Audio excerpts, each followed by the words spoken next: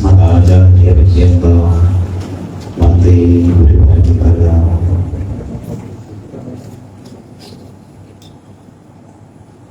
ഈ ഹിന്ദു സമ്മേളനത്തിലേക്ക് സമാരാധ്യരായ എല്ലാ വിശിഷ്ട വ്യക്തിത്വങ്ങൾക്കും നമോ നാരായണപൂർവമായ നമസ്കാരം. ഹിന്ദു ഐക്യവേദിയുടെ ആഭിമുഖ്യത്തിൽ നടക്കുന്ന ഹിന്ദു സമ്മേളനം ഔപചാരികമായി ഉദ്ഘാടനം ചെയ്തതായി പ്രഖ്യാപിച്ചു. അധ്യക്ഷ പ്രസംഗത്തിൽ സൂചിപ്പിച്ചതുപോലെ വളരെ സവിശേഷമായ, വളരെ സങ്കീർണമായ ഒരു കാലഘട്ടത്തിലൂടെയാണ്, ഒരു സാമൂഹിക അന്തരീക്ഷത്തിലൂടെയാണ് വിശേഷിച്ചും കേരളത്തിലെ ഹിന്ദു സമൂഹം ഇന്ന് കടന്നു പോകുന്നത്. പൗരാണികമായ ഒരു സംസ്കൃതിയുടെ, ഒരു സമാജ വ്യവസ്ഥയുടെ തുടർച്ചയായി അഭംഗുരം പ്രൗഢിയോടെ ഐശ്വര്യപൂർണമായി നിലനിന്നു വന്ന ഒരു സാമാജിക വ്യവസ്ഥ, അത് ദീർഘകാലമായി ഉണ്ടായ തുടർച്ചയായ അധിനിവേശങ്ങളുടെ, ആ അധിനിവേശങ്ങളുടെ ഭാഗമായി നടന്ന അതിക്രമങ്ങളുടെ, പ്രലോഭനങ്ങളുടെ ഒക്കെ ഭാഗമായിട്ട് ചെതറിപ്പോവുകയാണ് നമ്മുടെ ചരിത്രത്തിൽ സംഭവിച്ചത്. ആ അധിനിവേശങ്ങൾക്ക് ശേഷം രാഷ്ട്രീയമായ ഒരു സ്വാതന്ത്ര്യം നേടി എന്ന് പറയുമ്പോൾ സാംസ്കാരികമായ, സാമാജികമായ ഒരു സ്വാതന്ത്ര്യത്തിലേക്കുള്ള വഴിയിൽ നമ്മളെപ്പോഴും സഞ്ചരിച്ചു കൊണ്ടിരിക്കുകയാണ് എന്നുള്ളതാണ് യാഥാർത്ഥ്യം. അധിനിവേശ സംസ്കൃതി അടിസ്ഥാനപരമായി ശിഥിലമാക്കിയത് ഈ സമൂഹത്തിന്റെ കെട്ടുറപ്പിനെയാണ്, ആത്മാഭിമാനത്തെ. അതിനവർ ഏറ്റവും വലിയ ആയുധമായി ഉപയോഗിച്ചത് പല സമൂഹങ്ങളായിട്ട്, പല ജാതികളായിട്ട്, പല ഭാഷകളായിട്ട്, ദേശീയമായിട്ടുള്ളൊരു സംസ്കൃതിയുടെ ഭാഗമായിരിക്കുമ്പോഴും പ്രാദേശികമായിട്ടുള്ള നിരവധി വ്യത്യസ്തതകളായിട്ട് നിലനിന്നു പോന്നിരുന്ന നമ്മുടെ സമാജത്തിലെ പല പിരിവുകളെയും പലപ്പോഴും നമ്മൾ ചരിത്രപാഠ പുസ്തകങ്ങളിൽ പഠിച്ചു വന്നത് ഭാരതമാകെ ഭിന്നിച്ചു നിന്നിരുന്ന ഒരു പ്രദേശമായിരുന്നു. ഭാരതത്തിൽ ഓരോരുത്തരും പരസ്പരം കലഹിച്ചു കൊണ്ടിരുന്നിരുന്നു എന്നൊക്കെയാണ് ചരിത്ര പുസ്തകങ്ങളിലൂടെയും എല്ലാ തരത്തിലൂടെയും ഒക്കെ നമ്മൾ പഠിപ്പിച്ചു പോകുന്നത്. പക്ഷെ സാംസ്കാരികപരമായിട്ട്, പൗരാണികമായിട്ടുള്ള ചരിത്രപരമായിട്ട് യഥാർത്ഥമായ വസ്തുനിഷ്ഠമായ ഒരു അന്വേഷണം നടത്തി കഴിഞ്ഞാൽ പ്രാദേശികമായി ഉണ്ടാകുന്ന ഓരോ വ്യത്യസ്തതകളും ദേശീയമായിട്ടുള്ള ഒരു മഹാസംസ്കൃതിയുടെ മഹാവൃക്ഷത്തിലെ ഓരോ ഇലകളും പൂക്കളും ഫലങ്ങളും ഒക്കെയാണെന്ന് നമുക്ക് തിരിച്ചറിയാം. അതിനെ പല കാലഘട്ടങ്ങളിൽ പല രീതിയിൽ ഭിന്നിപ്പിക്കാൻ വേണ്ടി നടത്തിയ ശ്രമങ്ങൾ ഇന്നും അതേ തീവ്രതയോടുകൂടി തുടർന്നുകൊണ്ടിരിക്കുകയാണ്. അങ്ങനെ ആ ഭിന്നിപ്പിക്കുന്നതിന്റെ ശ്രമങ്ങൾക്ക് പിന്നില് ഈ രാജ്യത്തിനകത്ത് തന്നെയുള്ള ആളുകളുണ്ട്, അതിന് പുറത്തുമുള്ള ആളുകളുണ്ട്. അതിന്റെ അധികാരം, അതിന്റെ സമ്പത്ത്, അതെല്ലാം അതിനു വേണ്ടി ഉപയോഗിച്ചുകൊണ്ടിരിക്കുന്നു. ഹിന്ദു സമാജത്തെ സംബന്ധിച്ചിടത്തോളം യഥാർത്ഥത്തിൽ നമ്മൾ ഒരാനയാണ്. ആനയ്ക്ക് ആനയുടെ ശക്തി അറിയില്ല എന്നുള്ളത് കൊണ്ട് പാപ്പാമാര് തോട്ടിയിൽ കൊണ്ട് നടക്കുന്നത് പോലെ പലരും നമ്മളെ കൊണ്ട് നടക്കുകയും, ആനയെ കുറിച്ച് പറയുന്നതൊക്കെ അല്ലെങ്കിൽ അതിനെക്കുറിച്ച് കേൾക്കുന്ന ആഖ്യാനങ്ങളൊക്കെ കുരുടന്മാര് ആനയെ കണ്ടതുപോലെ, ചിലര് നമ്മൾ തന്നെ ആ ഒരു അന്ധത പല കാരണങ്ങളാൽ ശീലിച്ചുകൊണ്ടിരിക്കുന്നുണ്ട്. അതുകൂടാതെ അത്തരം ആഖ്യാനങ്ങൾ നമ്മളുടെ അടുത്തേക്ക് ഏൽപ്പിക്കുന്നു. എവിടെയെങ്കിലും ഒക്കെ ഏതെങ്കിലും കാലത്ത് ഉണ്ടാകുന്ന നമ്മുടെ ശക്തി പ്രകടനങ്ങൾ ചില മതപ്പാടിന്റെയൊക്കെ ഒരു ലക്ഷണമായിട്ട് കാലം കൊണ്ട് ഒതുക്കി തീർക്കുന്നതിനുള്ള പരിശ്രമങ്ങളും ഈ സംസ്കൃതിയുടെ ശത്രുക്കൾ നടത്തിക്കൊണ്ടിരിക്കുന്നത്. എന്തുകൊണ്ടാണ് ഹൈന്ദവമായിട്ടുള്ള ഒരു ഐക്യം, ഈ സംസ്കൃതിയുടെ ഒരു പുനരുദ്ധാരം ഉണ്ടാകരുത് എന്ന് ലോകം ആഗ്രഹിക്കുന്നത് അല്ലെങ്കിൽ ആഗ്രഹിച്ചിരുന്നത് എന്നുള്ളതിന് ഇന്നത്തെ ലോകരാഷ്ട്രങ്ങൾക്കിടയിലുള്ള ഭാരതത്തിന്റെ സ്ഥാനം തന്നെ വലിയൊരു തെളിവാണ്. അതായത് ഭാരതം അതിന്റെ വേരുകളുടെ ശക്തി മനസ്സിലാക്കി അതിൽ ഉയർത്തെഴുന്നേറ്റ് നിന്നാൽ ലോകത്ത് ഒരു ശക്തിക്കും ഇതിനെ കീഴ്പ്പെടുത്താൻ. പൗരാണികമായിട്ടുള്ള ഭാരതം അതിന്റെ അറിവിന്റെ കാര്യത്തില്, അതിന്റെ സമൃദ്ധിയുടെ കാര്യത്തില്, അതിന്റെ ശക്തിയുടെ കാര്യത്തിലൊക്കെ ലോകത്ത് ഒന്നാം നിരയിലായി.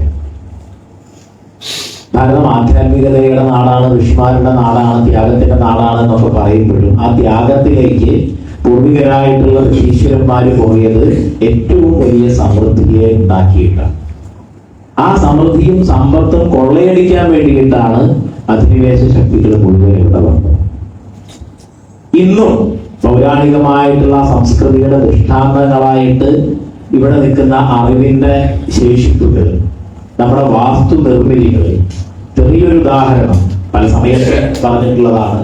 ചെറിയൊരു ഉദാഹരണം, ഇന്നത്തെ ഒരു സിവിൽ എഞ്ചിനീയർ പ്രൊഫസർക്ക് പോലും ഒരു 4 മുറിയുള്ള ഒരു വീട് പണിയണമെങ്കിൽ അതിന് പ്ലാനും കമ്പ്യൂട്ടറിലുള്ള എലിവേഷനും കാര്യങ്ങളൊക്കെ വേണം. പക്ഷെ പഴയ കാലത്ത് നമ്മുടെ കേരളത്തിൽ തന്നെ 8 കെട്ടും 16 കെട്ടും പോലുള്ള മഹാനിർമ്മിതികൾ, ഗജപൃഷ്ഠം പോലുള്ള വളരെ സങ്കീർണമായിട്ടുള്ള നിർമ്മിതികൾ, അത് 2-3 തലമുറ എടുത്തുകൊണ്ടൊക്കെയാണ് അക്കാലത്തെ വാസ്തുശാസ്ത്രത്തിലെ ആചാര്യന്മാരായിട്ടുള്ള ആചാര്യ പരമ്പരയിൽപ്പെട്ട ആളുകൾ ചെയ്തിരുന്നത്. ഒരു കടലാസിൽ പോലും രേഖപ്പെടുത്താതെയാണ് 3 തലമുറയൊക്കെ താഴെയിട്ട് പണിതിട്ടാണ് മുകളിലേക്ക് വരുന്നത്. അതിൽ ചെറിയൊരു പിഴവ് വന്നാൽ അത്രയും കാലമെടുത്ത പ്രവർത്തനം മുഴുവൻ ആകണം. അങ്ങനെ അതിന്റെ സങ്കീർണമായിട്ടുള്ള കണക്കുകൾ ഹൃദിസ്ഥമായിട്ട് ആ തലമുറയുടെ ഉണ്ടായിരുന്നു.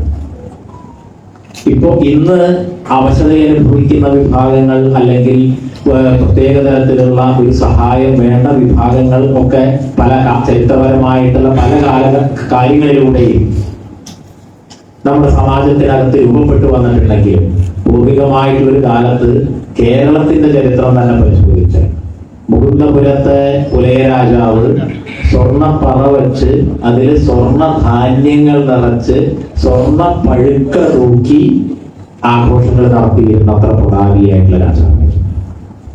തിരുവനന്തപുരത്തെ പുലയനാർ കോട്ടയിലെ കോതറാണി ചോള പാണ്ഡ്യ രാജാക്കന്മാർക്ക് വരെ നേരിടാൻ ഭയം തോന്നുന്ന തരത്തിലുള്ള ശക്തിയും പ്രതാപവും ഉള്ളതാണ് ഈ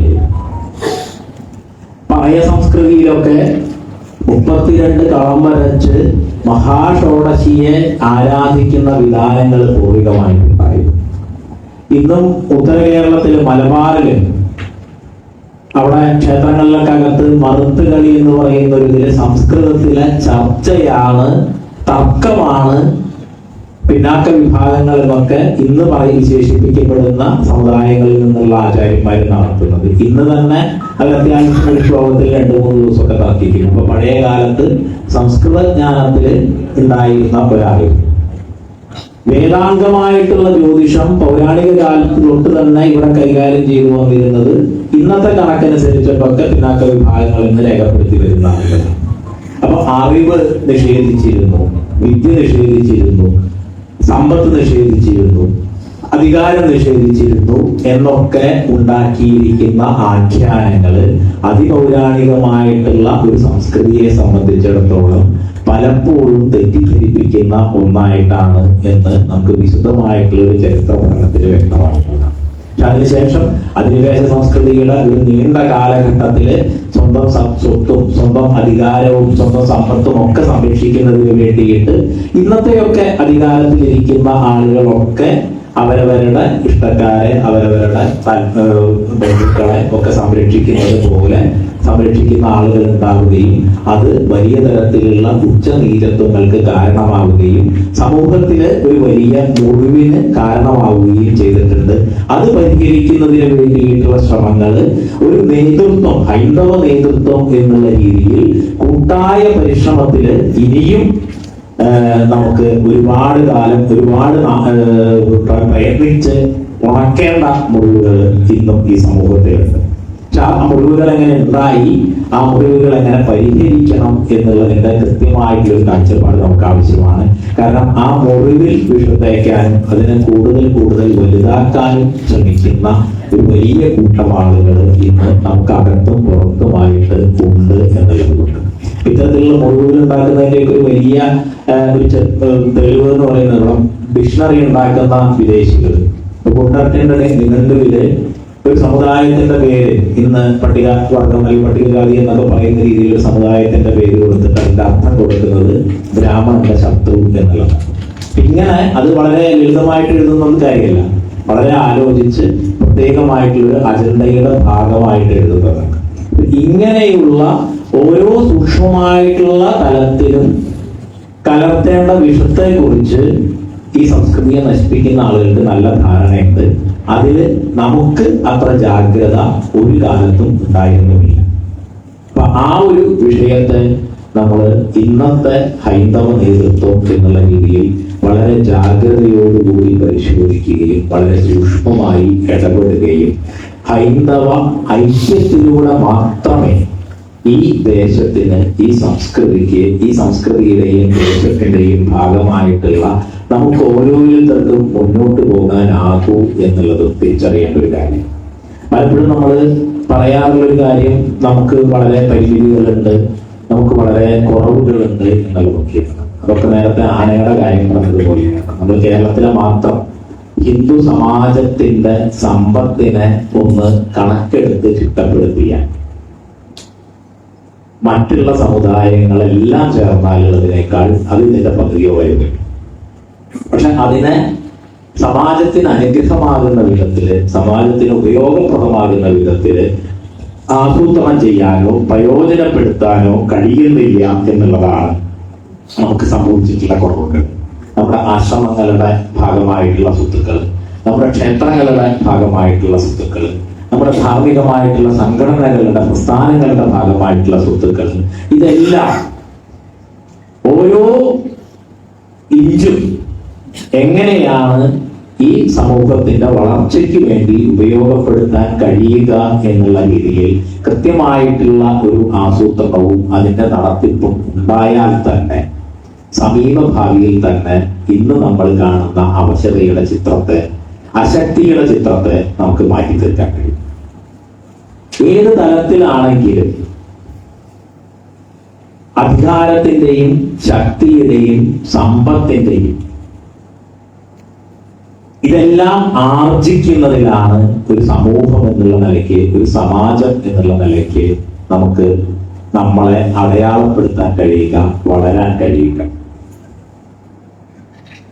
നമുക്ക് പറ്റിയിരിക്കുന്ന കാലക്രമത്തിൽ വന്ന ഒരു പ്രശ്നം സെമറ്റിക് മതങ്ങളിൽ നിന്ന് തീർത്തും വിഭിന്നമായിട്ടുള്ള ഒരു ജീവിത രീതിയായിട്ടുള്ള ഒരു ധർമ്മത്തിന്റെ പന്ഥാവാണ് പൂർവികമായിട്ട് നമ്മൾ പിന്തുടർന്നു പോകുന്നത് എങ്കിൽ നമ്മളിവിടെ രാജ്യത്തിന്റെ രക്ഷ, വിദ്യാഭ്യാസം, ആരോഗ്യം ഇതെല്ലാം രാജാക്കന്മാരുടെ ഉത്തരവാദിത്തമായിരുന്നു.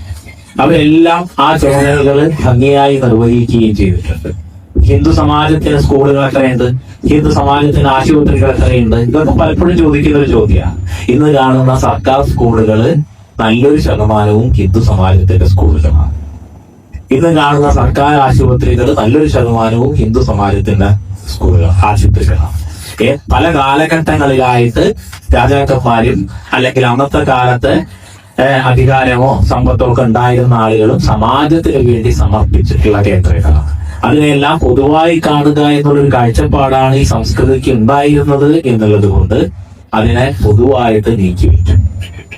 അതേസമയം ഇന്ന് മറ്റുള്ള സമുദായങ്ങളുടേതായിട്ട് കാണുന്ന പല സ്ഥാപനങ്ങളും ഇതുപോലെ ഹൈന്ദവ സംഘടനകളുടെ അല്ലെങ്കിൽ ഹൈന്ദവ നേതൃത്വത്തിലുള്ളവരുടെ അല്ലെങ്കിൽ പലതും ഹൈന്ദവ ക്ഷേത്രങ്ങളുടെയോ ഹൈന്ദവ ആശ്രമങ്ങളുടെയോ സ്ഥലം ഒരു പൊതുകാര്യത്തിന് എന്നുള്ള രീതിയിൽ നൽകി ഉണ്ടായിരുന്നു. ഇങ്ങനെ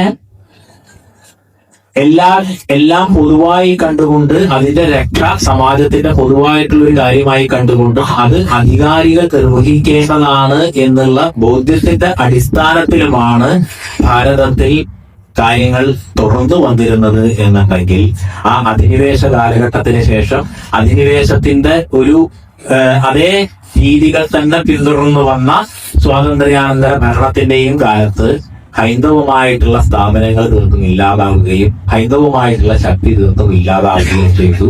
സെലക്റ്റീവ് രീതിയിൽ തന്നെയുള്ള പരിശ്രമങ്ങൾ സാമുദായികമായിട്ടും സാമാജികമായിട്ടും നമുക്കിടയിൽ ചെയ്യേണ്ട ഒരു ആവശ്യകത ഈ കാലഘട്ടം നമ്മളിൽ ഉണ്ടാക്കുകയും ചെയ്തു. അപ്പൊ ഓരോ തരത്തിലും ഈ കാലഘട്ടം നമ്മളിൽ നിന്ന് ആവശ്യപ്പെടുന്നത് നമ്മുടെ സമുദായത്തിൽ നിന്ന് നമ്മുടെ സമാജത്തിൽ നിന്ന് എത്ര ഉന്നതമായിട്ടുള്ള അധികാര സ്ഥാനങ്ങളിലുള്ളവരുണ്ട്, എത്ര സമ്പത്തുള്ളവരുണ്ട്, എത്ര ശക്തിയുള്ളവരുണ്ട് എന്നുള്ളതിലാണ്. ഈ പൊതുവായിട്ടുള്ള ഒരു കാഴ്ചപ്പാട് നമ്മുടെ സംസ്കൃതിയുടെ ഭാഗമായിട്ട് നമ്മുടെ ഉള്ളിൽ എപ്പോഴും ഉള്ളത് കൊണ്ട് പലപ്പോഴും നമ്മളങ്ങനെ വ്യക്തികളെ പ്രോത്സാഹിപ്പിക്കുന്നതിൽ കുറച്ച് വിശിട്ട് കാണിക്കാം. പക്ഷെ നമ്മൾ ഇവിടെ ശാക്തികമായിട്ട് ശക്തരായി എന്ന് കാണുന്ന സമുദായങ്ങളെ എടുത്തു നോക്കിക്കഴിഞ്ഞാൽ, സെമറ്റിക് പദങ്ങളെ എടുത്തു നോക്കിക്കഴിഞ്ഞാൽ അവിടുത്തെ കേന്ദ്രങ്ങളെ പിന്തുണയ്ക്കുന്നതും അവരെ രാഷ്ട്രീയപരമായിട്ടും സാമൂഹികമായിട്ടും ശക്തരാക്കുന്നതും അതിലെ പ്രബലരായിട്ടുള്ള വ്യക്തികളാണ്. ഇതിലെ പ്രബലരായിട്ടുള്ള അധികാര സ്ഥാനത്തിരിക്കുന്ന ആളുകളാണ്, അതിലെ സമ്പന്നരായിട്ടുള്ള ബിസിനസ്സുകാരായിട്ടുള്ള ആളുകളാണ്. കേരളത്തിനെ സംബന്ധിച്ചിടത്തോളം ഭാരതത്തിന്റെ മറ്റു മേഖലകളിൽ നിന്ന് വ്യത്യസ്തമായിട്ട് ഹൈന്ദവ സമാജത്തിനുള്ള വലിയ ദൗർബല്യങ്ങളിലൊന്ന് നമുക്ക് വളരെ ശക്തമായിട്ടുള്ള ഒരു വ്യവസായ സമൂഹം ഹൈന്ദവരുടെ ഇടയിൽ ഇല്ല എന്നുള്ളതാണ്. ആ വിഷയത്തിൽ കൂടി നമ്മുടെ ഹൈന്ദവ സമ്മേളനങ്ങളുടെ അല്ലെങ്കിൽ സാമുദായിക സമ്മേളനങ്ങളുടെയൊക്കെ ഭാഗമായിട്ട് ശ്രീനാരായണ ഗുരുദേവനെ പോലെയൊക്കെയുള്ള മഹാഋഷിമാര് എത്രയോ വർഷങ്ങൾക്ക് മുമ്പ് പറഞ്ഞു വെച്ചൊരു കാര്യമാണ്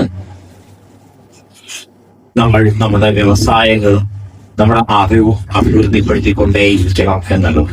അപ്പൊ അതിനു വേണ്ടിയിട്ടുള്ള പരിശീലനങ്ങള്, അതിനു വേണ്ടിയിട്ടുള്ള പ്രായോഗികമായിട്ടുള്ള പദ്ധതികൾ, ഇതിനൊക്കെ എല്ലാ തരത്തിലും യോഗ്യതയുള്ള ഒരുപാട് ആളുകൾ നമുക്കിടയിൽ തന്നെ ഉണ്ട്. ചാർട്ടേഡ് അക്കൗണ്ടന്റുമാരായിട്ട്, ബിസിനസ് പ്ലാനേഴ്സ് ആയിട്ട്, അതിന്റെ സ്ട്രാറ്റജിക് അഡ്വൈസ് തരാൻ പറ്റുന്നവരായിട്ട് എല്ലാ തരത്തിലുമുള്ള ആളുകളുണ്ട്. നമ്മുടെ സമുദായത്തിലെ അംഗങ്ങളുടെ നിലവിലുള്ള ബിസിനസ് സ്ഥാപനങ്ങളെ കൂടുതൽ എങ്ങനെ വികസിപ്പിക്കാം, പുതിയതായിട്ട് ആ സംരംഭത്തിന് താല്പര്യമുള്ള ആളുകൾക്ക് പുതിയത് തുടങ്ങാനായിട്ട് നമുക്ക് എത്രത്തോളം സപ്പോർട്ട് ചെയ്യാൻ പറ്റും, ഇത്തരത്തിലുള്ള കാര്യങ്ങൾ കൂടി ചിന്തിച്ചുകൊണ്ട് അതോടൊപ്പം തന്നെ നമ്മുടെ സമുദായത്തിൽ നിന്ന്, നമ്മുടെ സമാജത്തിൽ നിന്ന് നിയമത്തിന്റെ മേഖലയില്, അധികാരത്തിന്റെ മേഖലയില് കളക്ടർമാരായിട്ട്, എസ് പിമാരായിട്ട് ഒക്കെ എത്രത്തോളം ആളുകളെ കൊണ്ടുവരാൻ കഴിയും, അതിന് ഏതൊക്കെ തരത്തിലുള്ള സംവിധാനങ്ങൾ, സപ്പോർട്ട് നമുക്ക് നൽകാൻ കഴിയും, അത്തരത്തിലൊക്കെയുള്ള പരിശോധനകൾ, അതിനു വേണ്ടിയിട്ടുള്ള കൃത്യമായിട്ടുള്ള പ്ലാനിങ്ങുകളും അതിനു വേണ്ടിയിട്ടുള്ള പദ്ധതികളും രൂപീകരിച്ചുകൊണ്ട് വളരെ ജാഗ്രതയോടുകൂടി വളരെ വേഗത്തിൽ മുന്നോട്ട് പോകേണ്ട ഒരു കാലമാണ്. അങ്ങനെ കൂടുതൽ സമ്പത്താർജിച്ച്, കൂടുതൽ ശക്തി ആർജിച്ച് ഹൈന്ദവ ഐക്യത്തിലൂടെ ഈ സമാജത്തിന്റെ, ദേശത്തിന്റെ അഭിവൃദ്ധിയെയും രക്ഷയെയും സാധ്യമാക്കാൻ നമുക്ക് കഴിയും. ആത്മാർത്ഥമായിട്ടുള്ളൊരു പരിശ്രമം ഉണ്ടെങ്കിൽ ഗുരുപരമ്പരയും കാലവും പ്രകൃതിയും എല്ലാം മാറ്റിവെച്ച് നമുക്കൊപ്പം നിൽക്കുമെന്ന് നമുക്ക് മുമ്പിൽ ഏറ്റവും വലിയ ദൃഷ്ടാന്തമായിട്ട് കഴിഞ്ഞ വർഷം നമ്മുടെ കേരളത്തിൽ തിരുനാവായിയിൽ നടന്ന മാഘമുണ്ട്. ഒരു ഏറ്റവും ചുരുങ്ങിയ ഒരു 10 ദിവസത്തെ വളരെ കുറച്ചു പേരുടെ ഒരു പരിശ്രമം കൊണ്ട് അവിടെ വന്നു ചേർന്നത് ഏതാണ്ട് 50 ലക്ഷത്തിനടുത്ത് ഹിന്ദുക്കളാണ്. അതിൽ പങ്കെടുത്തത് കേരളത്തിലെ എല്ലാ ഹൈന്ദവ സമാജത്തിന്റെയും മുൻനിരയിലുള്ള ആചാര്യന്മാരും നേതാക്കളുമാണ്.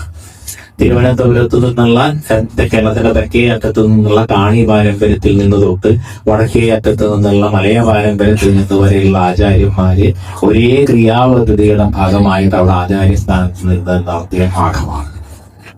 ലില്ലിമംഗലം സ്വാമിയാരുടെയും ശങ്കരാചാര്യ പരമ്പരയുടെയും ശ്രീനാരായണ ഗുരുദേവന്റെ പരമ്പരയുടെയും ശുഭാനന്ദ ഗുരുദേവന്റെ പരമ്പരയുടെയും എല്ലാ പരമ്പരകളിൽ നിന്നുമുള്ള ആചാര്യന്മാര് ഒരേ മനസ്സോടുകൂടി നിന്ന് അനുഗ്രഹിച്ച് നടത്തിയ മാഘമാണ്.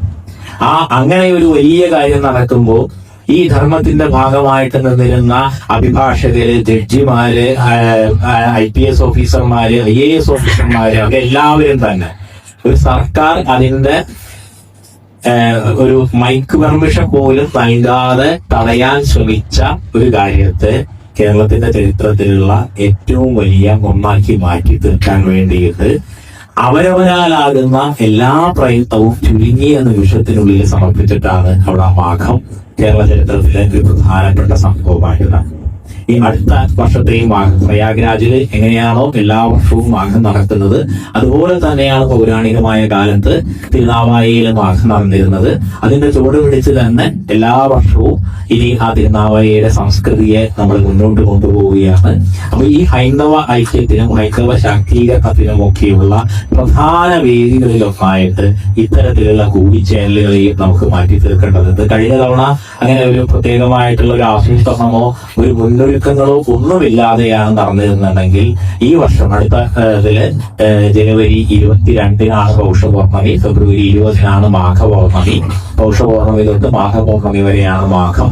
നമ്മുടെ ഓരോ സമുദായങ്ങളും ആ സമുദായത്തിൻ്റെതായിട്ടുള്ള ആചാരാനുഷ്ഠാനങ്ങളുടെ പാരമ്പര്യത്തോടു കൂടിയിട്ട് മാഘം ചെയ്യുകയും ഹിന്ദു ഐക്യവേദിയുടെയും വിശുദ്ധ പക്ഷത്തിന്റെയും ഒക്കെ നേതൃത്വത്തിൽ അതിന് വേണ്ടിയിട്ടുള്ള സംയോജനം നടത്തുകയും ആ ശക്തിയെ അതിൽ നിന്ന് നമുക്ക് കൊണ്ടുവരുന്ന അനുഗ്രഹത്തെ, കാരണം ഇവിടെ എല്ലാ പരമ്പരകളും ആചാര്യസ്ഥാനത്തിരിക്കുമ്പോൾ എല്ലാ ഗുരുക്കന്മാരും ദേവതകളും വന്ന് അനുഗ്രഹിച്ചു നിന്നിട്ടാണ് അങ്ങനെ ഭവ്യമായിട്ടുള്ള ഒരു ആചരണം നടക്കുന്നത്. ആ ആചരണത്തിന്റെ ശക്തിയെ നമ്മുടെ സമുദായത്തില്, നമ്മുടെ സമാജത്തില് ഭാവിയിലെ അഭിവൃദ്ധിക്കുള്ള ഒരു ഊർജമായിട്ട് പരിവർത്തിപ്പിക്കാൻ വേണ്ടിയിട്ടുള്ള പരിശ്രമങ്ങൾ കൂടി നമ്മുടെ ഇടയിൽ നിന്ന് ഉണ്ടാവേണ്ടതുണ്ട്.